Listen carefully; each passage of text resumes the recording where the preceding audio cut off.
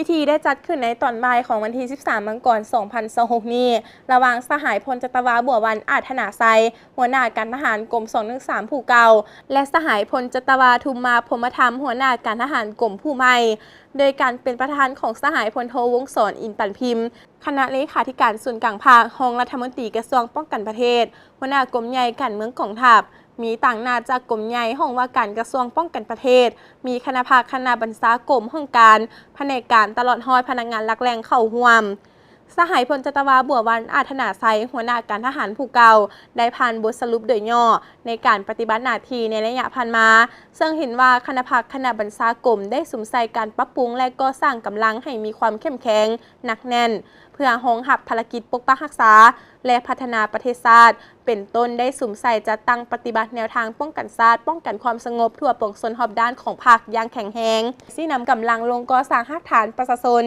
ติดพันกับเวียกงานพัฒนาชนบทตามสีแนในสีคัดหมายติดพันกับเวียกงานสามสร้างสุ่มใส่เขตทีรอแหลมพร้อมกันนั้นคณะภาคคณะบรรษายังได้เอาใจใส่ศึกษาอบรมการเมืองนำพาแนวคิดเห็นให้พนักงานนักรบกับแน่นแนวทางนโยบายของภาคกฎหมายของรัฐกฎระเบียบของกองทัพมติคำสั่งต่างๆของศูนย์กลางภาคของคณะภาคกระทรวงป้องกันประเทศมูลเสื้ออันดีงามของภาคของชาติของกองทัพเวียกงานก่อสร้างภาคพนักงานได้เอาใจใส่ซี่นำคนคว้าซึมเอกสารมาตี 11 ของศูนย์กลางภาคมาตี 6 ของคณะภาคกระทรวงป้องกันประเทศบรรดาคำสั่งข้อกำหนดกฎระเบียบหันมาเป็นมติแผนงานไปพร้อมกับการก่อสร้างพนักงาน3หุ้นสืบทอดเปลี่ยนแทนแต่ละขั้นอย่างต่อเนื่องจากนั้นในพิธีก็ได้เซ็นบทบันทึกมอบภาพหน้าที่ใหม่ยังเป็นทางการระหว่างหัวหน้าการทหารผู้เก่าและหัวหน้าการทหารผู้ใหม่เพื่อสืบต่อภาระหน้าที่อันมีเกียรติในต่อหน้าและนำพากรมกองให้กลายเป็นกรมกองที่มีระเบียบเข้มแข็งทันสมัยและบรรลุผลสำเร็จสูงขึ้นในต่อหน้า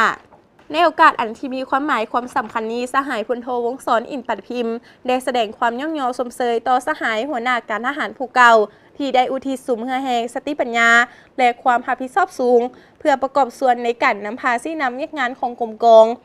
พร้อมทางเน้นหนักให้สหายหัวหน้าการทหารผู้ใหม่ยกสูงภาระบทบาทและความรับผิดชอบในการนำพาซี่นำต่อหน้าที่การเมืองที่ภาครัฐมอบหมายให้เพิ่มทวีความสามัคคีภายในหมู่คณะปฏิบัติหลักการร่วมศูนย์ประชาธิปไตยเหตุเวียกเป็นหมู่คณะแบ่งบุคคลรับผิดชอบอย่างจะแจ้งในโอกาสดังกล่าวสหายพลจัตวาเผยเพชรพรหมศรีจันทร์กรรมการคณะภาคกระทรวงป้องกันประเทศหัวหน้าการเมืองกรม 213ก็ได้แสดงความรู้สึกเนื่องในโอกาสวันสั่งตั้งกองทัพประชาชนลาวครบรอบ77 ปีว่าเนื่องในโอกาสวันสั่งตั้งกองทัพประชาชนลาวครบรอบ77 ปีซึ่งวันสั่งตั้งกองทัพนี้ก็เป็นวันที่มีความหมายมีความสำคัญที่ได้หมุนเวียนมาบรรจบครบรอบอีกเวลาหนึ่งสำหรับกองทัพประชาชนลาวเป็นกำลังประกอบอาวุธที่สำคัญซึ่งได้รับการสร้างตั้งขึ้นและภายใต้การชี้นำพาโดยกรมขอบด้านจากพรรคประชาชนปฏิวัติลาวซึ่งตลอดระยะ77 ปีของการเติบใหญ่และขยายตัวของกองทัพสามารถรับประกันเหตุ11 หน้าที่การเมืองของตนอย่างเด็ดขาดโดยเฉพาะเป็นเหตุที่เวียกงานป้องกันชาติป้องกันความสงบมีเสถียรภาพทางด้านการเมืองรับประกันรักษาได้มากผลของการปฏิบัติสันข้าพเจ้าขอตามหน้าให้คณะพรรคคณะบรรษากรม 23ตลอดหอดสมาชิกพรรคพนักงานนักรบทั่วกรม 23ขอแสดงความกำนับสมเสยวันสั่งตั้งกองทัพครบรอบ77 ปีอย่างสุดใจและขออวยพรใส่อันประเสริฐเป็นอย่างการนำภาครัฐการนำกระทรวงป้องกันประเทศตลอดหอดพนักงานปฏิวัติอาวุโสบำนาญจงมีสุขภาพเข้มแข็งมีพลังไม้สมบูรณ์สืบต่อเส้นวันนำพา